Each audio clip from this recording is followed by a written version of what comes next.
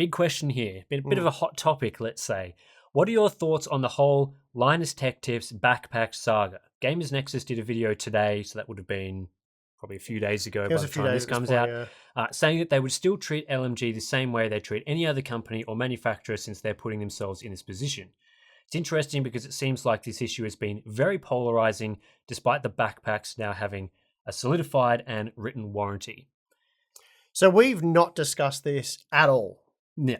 Often we discuss topics days ahead of time, and we comes up in a Q&A and we answer it. But I don't know Tim's thoughts on this. He doesn't know mine. I'm mostly, I believe, up to speed with this. I have the GN most recent video. I fully watched that. I even watched it when they touched on it before the warranty was a warranty.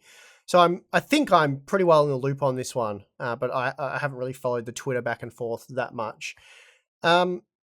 Do you want me to give my opinion first? Yeah, sure. So I'm not gonna get into, well, I'm not initially anyway. I'm not gonna get into every bit, because we could honestly, I think, go back and forth and talk about the different angles and who thought this and who thought that and what should have been done for probably over an hour. I'm just going to say it. I think that my opinion is it's sort of a big deal over nothing, and let me elaborate on that. Obviously, it's great. You want to have a warranty, especially with an expensive product like a backpack.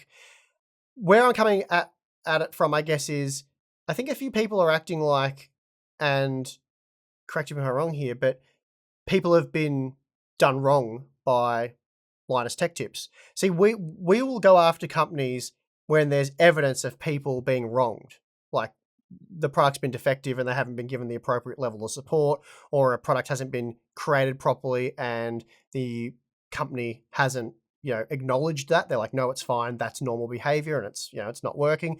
Whereas it appears that they make great merchandise. Has the backpack even shipped to anyone yet? Well, but forget the backpack, because people are sort of acting like this is a whole new thing for them, but they've been making clothing items, cushions. I don't even keep, to be honest, I don't really keep up with YouTuber merch and YouTuber merch drama that much. Steve from Gamers Nexus said it, like, it's a big business for them. They have a lot of products. They've been offering them for many years now, as t-shirts, hoodies. I think Jocks, he does underwear, doesn't he? Yeah, I think so. I etched into my brain was Linus wearing his Speedos or something at one point in time. But they create a lot of merch. Now, what's their history like?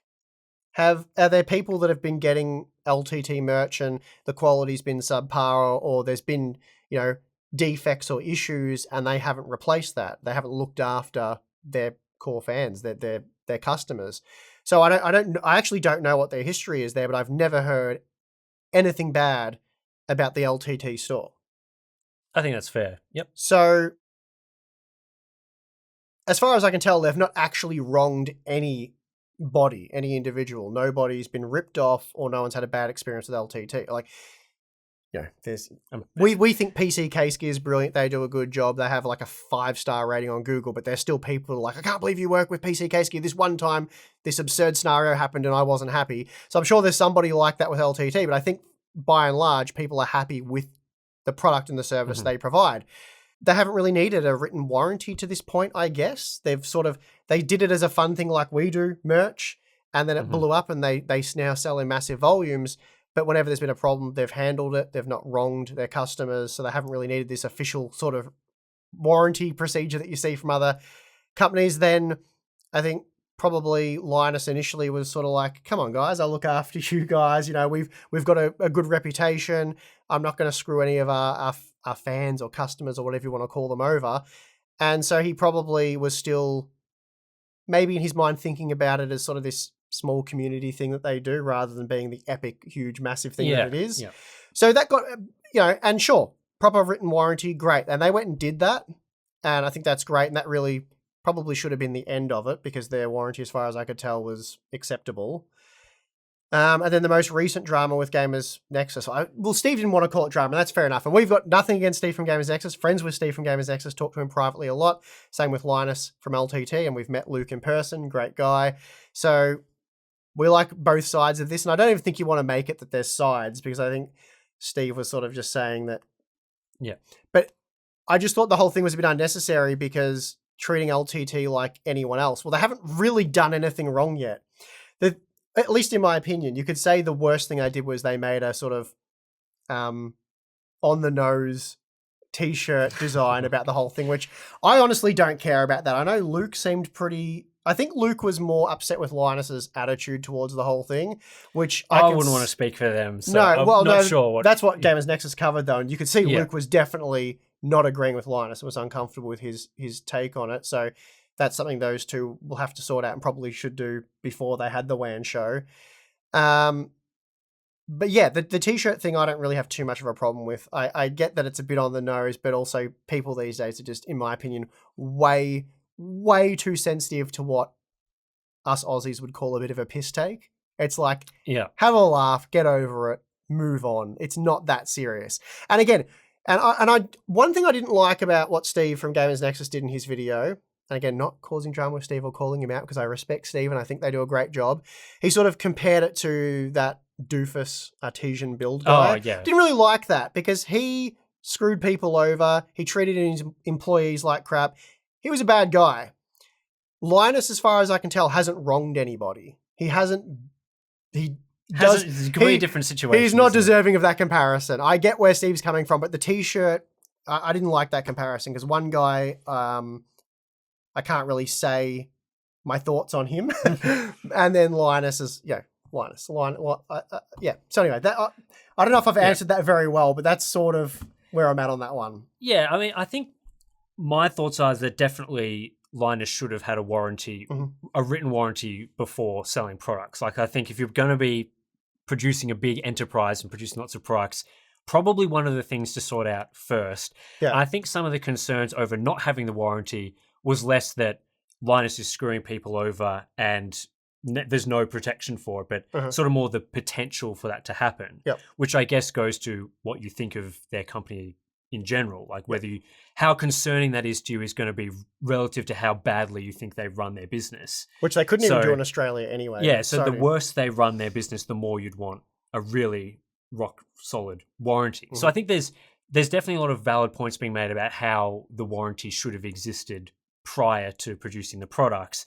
But from my perspective, I don't think I'd go as far as what you've been saying, but I certainly think that when it comes to a warranty, it's only worth as much as the paper it's written on, so to speak. Like, companies make warranties to protect themselves, and they're always going to make very broad terms in their warranty. So things like general wear and tear are always listed pretty broadly. Like, some companies may think general wear and tear is throwing it into a volcano and pulling it back out, and that's still not general wear and tear, and they may still replace the product for you. Whereas other companies are going to interpret general wear and tear to mean something like you just got a tiny little bit of paint on it and suddenly it's out of warranty. So from my perspective, when it comes to things like warranties, the actual having of the warranty, having it written down, the terms that are written in the warranty matters less than how the company operates in general. Because there are many examples of companies with warranties written down that still treat their customers terribly, that still will just deny warranties for extremely egregious reasons that are not fair at all. And then there are companies that operate their warranties in a much better fashion. Yeah, where it's what they can get away with in a given region.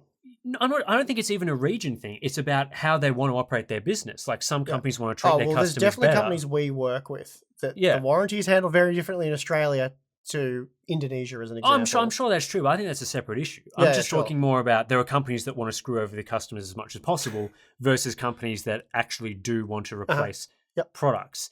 So I think from my perspective, I think it was very harsh, a lot of the commentary on Linus not having this warranty, because for me, what's more important is the business practices. Yeah, that's where I was coming from. How you run your business. And I think Linus, as you said, hasn't shown that he screws people over with warranty-related issues. Unless we're missing something. Yeah, there's plenty of companies that do that, and that's where you want the warranty to have legally written terms that you can then throw in their face when they refuse to do things. Because they can accept the backpack back even under warranty, but then you don't get a replacement for 4 months down the track, and then it looks like that one. Yeah, exactly. That one doesn't have the damage that yours did, but it's clearly used. It's been like a dodgily refurbished model.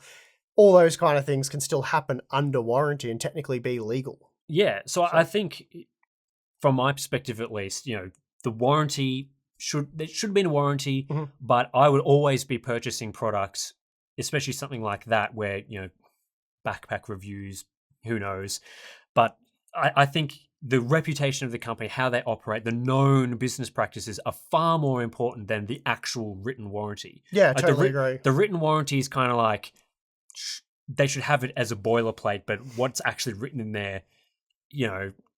unless they've written it in a very watertight way that really helps consumers, then most of the time they're going to try to screw you over whenever possible. Not that I'm saying Linus would do that, but some people are even looking at the terms of the warranty, I believe, and being like, wow, this doesn't cover anything. And it's like, yeah, that's the point. Warranties don't cover you. They cover the company, and companies are always going to, as I said, depends on the business model. And I think the country thing is also very important, because the way that warranty, you're more likely to get a good warranty experience in a country that has really strong warranty laws, really strong consumer laws and protections. So for us here in Australia, we have very strong consumer laws, which means that a lot of terms that companies put in warranties are either not enforceable, not valid, whatever you want to call it.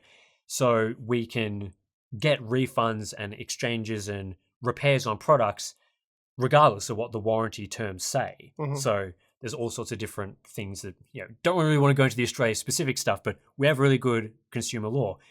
Other countries like the United States have much weaker consumer protections. So the warranty terms are much more important there.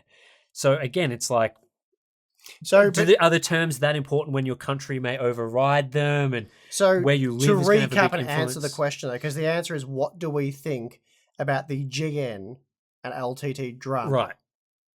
I don't really care about the drama at all. No, I'm perfectly honest. So I think initially Gamers Nexus had a point. Gamers Nexus weren't the ones that were sort of leading the charge on this. People, I don't know how it came up on Twitter or whatever. I think it was a Reddit thread or something. Something about LTT not having a warranty, which is very fair, as you've said. And look, I agree with that part. They should have one, but for me, that doesn't change whether or not I would buy something from Linus, especially if I've had, I bought this from, I bought that from them. It's all been a good experience. And if there's been any problems, they've honored that. And I haven't seen threads online with like LTT misalignment on water bottle, and they're telling me that's how it's meant to be, tough luck type deal. So I think the initial thing sort of saying, come on, LTT, get a warranty. You guys are big enough, you sell enough stuff, have a warranty. I think that's valid. As for sort of the most recent, the sort of follow-up video, I don't know. Like, it wasn't that I didn't disagree with really much of, or anything really of what Steve said. I didn't like one of the comparisons he made that much. But could just be a bit of a misread on my behalf. Didn't disagree with him. I just didn't find it terribly necessary unless there's evidence that Linus has done the wrong thing. Because like, you go after Gigabyte with their power supplies because they were selling a product that blew up and they weren't acknowledging that.